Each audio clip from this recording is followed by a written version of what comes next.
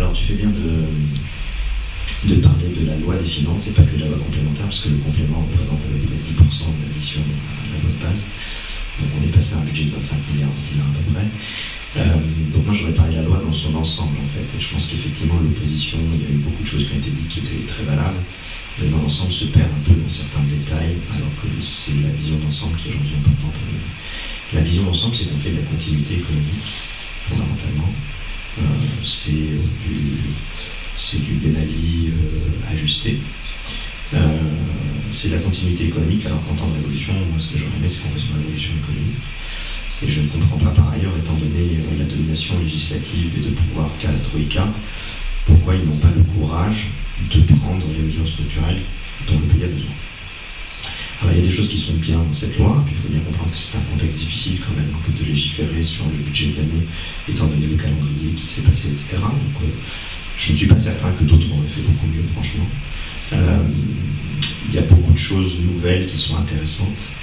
Je pense par exemple au projet des 5 heures dans la fonction publique, des 5 jours dans la fonction publique. Moi je pense qu'il faut aller plus loin de ça, mais c'est une bonne piste. Il y a beaucoup d'investissements qui vont être faits, c'est une bonne piste aussi.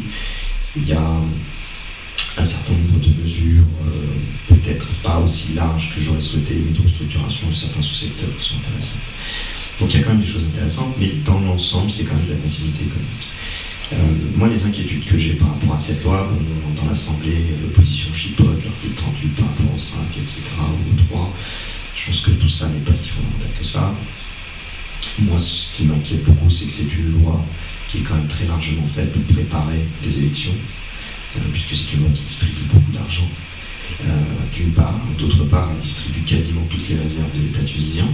Donc je suis moins inquiet maintenant pour 2012 et plus pour 2013, puisque les réserves de guerre de l'État tunisien, qui étaient notamment l'argent de la privatisation de Tunisie Télécom, sont en train de partir intégralement. Notre niveau d'endettement à 47% fait que, étant donné le contexte mondial de financement et la réalité tunisienne, on va avoir du mal à se financer pour après.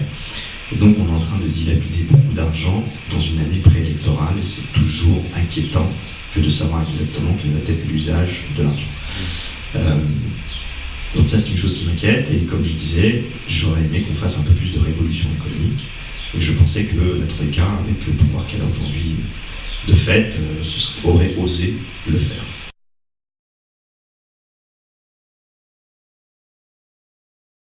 Alors ça dépend de ce qu'on appelle le moyen terme. À l'année 2012, je pense qu'on est tranquille. Il y a quand même dans la loi complémentaire une expectative de contribution volontaire de 450 millions de dinars de la part des salariés tunisiens, ce qui, moi, est un élément qui me fait un peu sourire, d'une part parce que les salariés tunisiens sont la catégorie qui a le plus perdu en pouvoir d'achat sur les 10 dernières années. C'est largement les principaux contributeurs en impôts en Tunisie, parce que c'est plus facile de leur prendre l'impôt. Et donc de s'attendre à ce qu'il y ait 450 millions de dinars qui viennent de la poche des salariés me paraît surprenant. Donc il y a quand même un élément bancal dans le budget, mais je ne pense pas que ça remette en question le versement des salaires de cette année.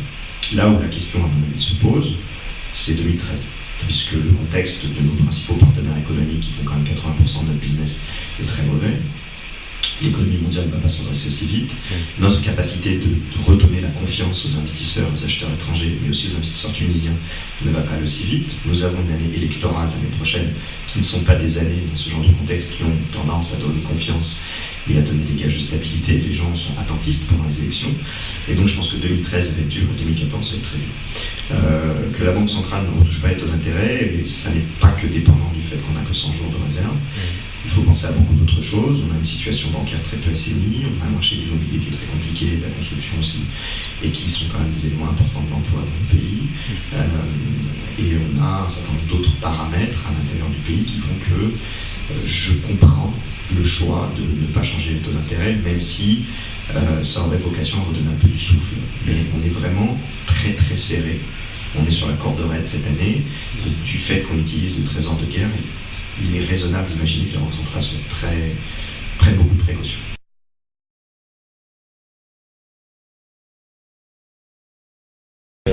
Moi, je pense que chaque cas est un cas. On ne peut pas avoir une approche unique à l'ensemble des personnes dont on parle. Et puis d'ailleurs, quel est exactement l'ensemble de ces personnes, c'est déjà toute une discussion.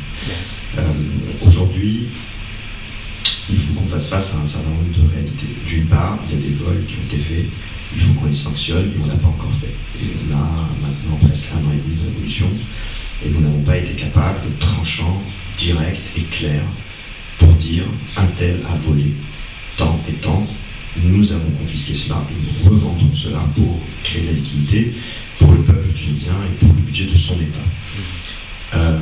Ça, il faut qu'on accélère. Une fois que ça c'est fait, ensuite, il faut qu'on ferme le tiroir. Il faut qu'on ferme le tiroir, il faut qu'en fonction des sanctions qui ont été données, selon les cas, il y a certains cas où les personnes pourront se remettre dans le système économique, et il faut qu'on les laisse revenir dans le système économique. On n'a pas le luxe, par rapport à une situation extraordinairement difficile socialement, de faire table rase de tous les acteurs économiques et hommes d'affaires que nous avions en Tunisie, puisque ce serait quasiment, la réalité c'est que tout le monde a d'une façon ou d'une autre travaillé avec l'ancien régime, puisque c'était le régime, c'était ça l'État. Donc on ne peut pas du jour au lendemain vouloir couper les dettes indiscriminément. Par contre, là où on veut trancher, tranchons tout de suite, et assurons-nous effectivement de ne pas faire une justice transactionnelle et de faire une justice transitionnelle.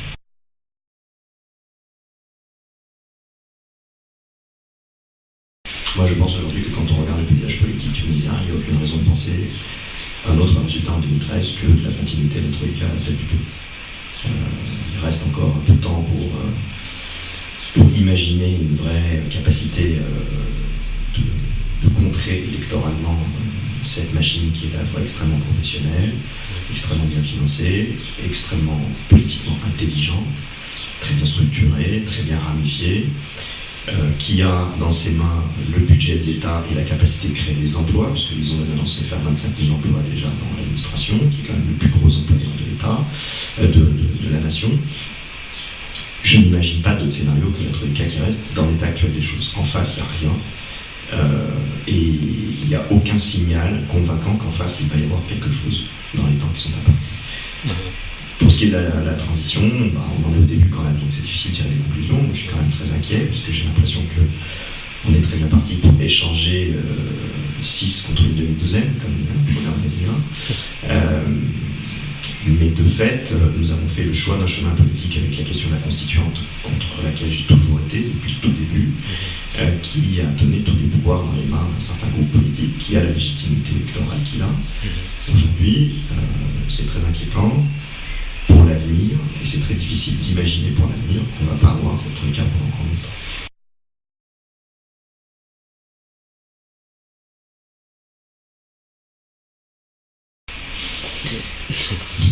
De toute façon, il va falloir choisir lequel de nos doigts se couper.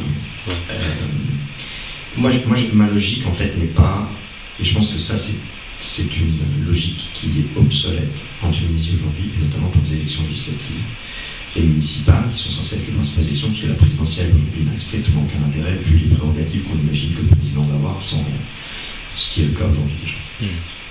Donc ces législatives municipales, ce sont des élections locales, circonscriptionnelles, et donc physiquement distribuées. Je ne crois pas au modèle, et je pense que le modèle est obsolète d'imaginer qu'il faut s'unir derrière une personne. Alors, ce que je pense aujourd'hui, c'est que Narda a une extraordinaire machine électorale, et ce qu'il faut faire en face, c'est monter une machine de guerre électorale. Et ça n'est pas derrière l'un ou l'autre qui est la première question, c'est une question de méthode. C'est une question de compréhension de la réalité du fonctionnement des prochaines élections. La vraie grande surprise, pour moi, des élections du 23 octobre, beaucoup de gens qui se voilaient la face ont pensé que l'élection, la victoire de Narda était une surprise, alors que c'était annoncé depuis très longtemps. La vraie grande surprise, c'est la Rida Charia, dont on ne parle pas. Et je mets au défi quiconque, le 23 octobre, de me dire qu'il savait que ça existait, et encore plus du résultat qu'elle ferait. Et pourtant, la méthode, certains aspects de la méthode, certaines formes de travail, certaines compréhensions du contexte, la Rida Charia qui a donné son résultat, devrait être, à mon avis, au centre de la réflexion de comment avoir une vraie chance pour gagner les prochaines élections. Et ce que je vois dans le Hizb al-Jumhouri et ce que je vois dans la pédagogie Khaït-Sebsi, c'est une logique ancienne, francophone, des partis hyper organisés, des bureaux, des gens qui essaient de savoir qui va pouvoir être où, personne au milieu de la bataille, etc., mais qui ne sont pas du tout à la hauteur de la transformation du mode politique qu'il faut utiliser par rapport à un pays qui est très peu mature en matière d'alternance politique. politique, qui est très peu mature en matière de fonctionnement de parti. Le plus grand parti de Tunisie, c'est l'abstention, et moi je l'ai dit hier. Le défi en Tunisie et un vrai enjeu politique n'est pas l'union de l'opposition, c'est l'union de l'abstention. Et c'est une toute autre méthode que ce que je vois faire Hezb al-Jumhouri ou l'appel à la nation de Becheraj. Et de toute façon, l'opposition n'a pas encore annoncé clairement qu'elle avait perdu les élections et qu'elle avait été incompétente le 23 octobre. Et une fois qu'on n'a pas fait ce mea culpa clair publiquement en disant nous avons été mauvais, on a travaillé comme des amateurs, on avait en face de nous des professionnels, on a compris ça. Et donc de mettre en avant une image de fonctionnement, une méthode et un dispositif qui ne ressemble en rien à ce qu'ils ont utilisé la dernière fois, c'est une preuve d'incompréhension de ce qui se passe. Et c'est, à mon avis, une évidence d'aller se prendre de nouveau une énorme claque électorale la prochaine fois.